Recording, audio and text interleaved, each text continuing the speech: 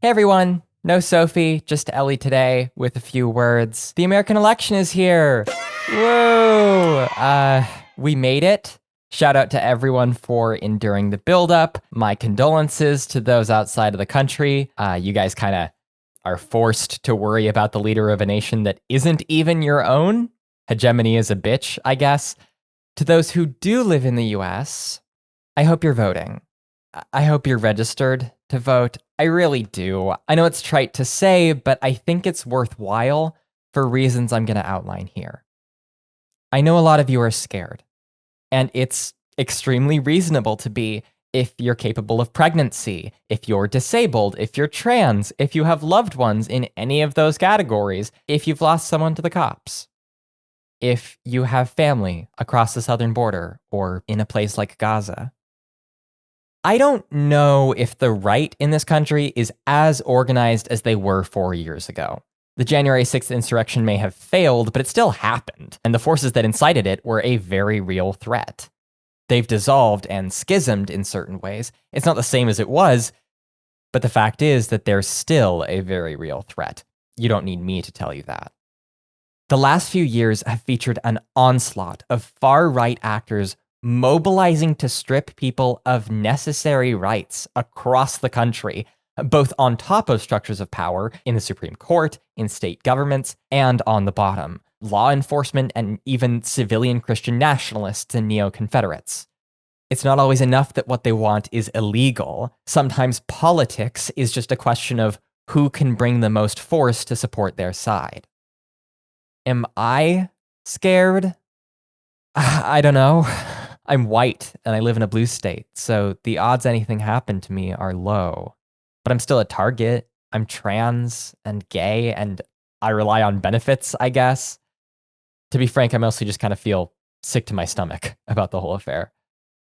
If you're an American voter and all you're worried about is conservatives and their effect on your life, then the choice is clear. Vote blue, right?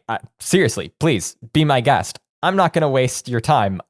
As long as you're not giving power to the ghouliest of ghouls, hey, participating is better than literally nothing. But some will tell you that voting is enough.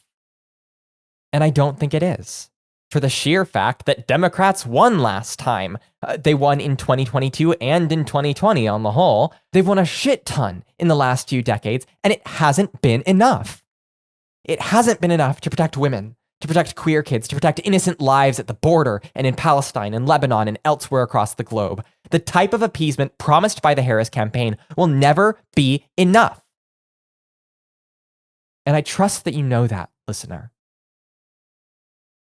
If you, like me, aren't 1 ounce satisfied with the liberal establishment, if you believe that better things are necessary and possible, if you want more for your country, more for your people, if you want better for the ones getting bombed at the complicity of your government, then voting is a different calculus for you. And I still think you should do it. I don't think that it's tactically wise, as gross as that is to say, to ever risk handing the apparatus of state power, the law, the military, to those skinhead freaks. What I have heard from Black and Indigenous and Palestinian organizers is that the move here isn't to vote for the guy you want to have power. I don't want any of them to have power. They're all authoritarians. I'm not saying that to be edgy or inflammatory. That's just kind of what it means to be running for president. The US Democratic Party will absolutely continue to bootlick the same type of violent policy that liberals always decry when conservatives do it. I don't endorse the motherfuckers. I don't like them. It was cute when Tim Walz joked that JD Vance fucked a couch, but if that guy's somehow a good person now, he sure as shit won't be if he sits on the seat of state power for any amount of time. But the point isn't to vote for the guys that you like. Aesthetic as politics is the domain of fascism, right? It shouldn't be the desire of anyone who values a functioning democracy. The President of the United States and everyone else at the levers of power are not your friends. If you care about justice, real justice, not just the absence of conflict, they are often your direct opponent. And so, voting is, in a tiny way, a chance to pick your opponents. almost always. You gotta vote for the guy you think you can handle the best, the guy you can fight the best. What that fight looks like for you could be all manner of things: canvassing for local campaigns and fundraising, protesting legislation, direct action, or even just helping the people in your area be ready for climate catastrophe. It all matters. We all have our parts to play. That's the way I think of it, at least. And if you can't bear to vote for president, please do the rest of it. Vote for city council members, mayors, state officials, ballot measures. Pick those opponents too. There are political questions in your home that just aren't as juicy as, are we going to elect a fascist? No matter what happens, it doesn't end here. Vote.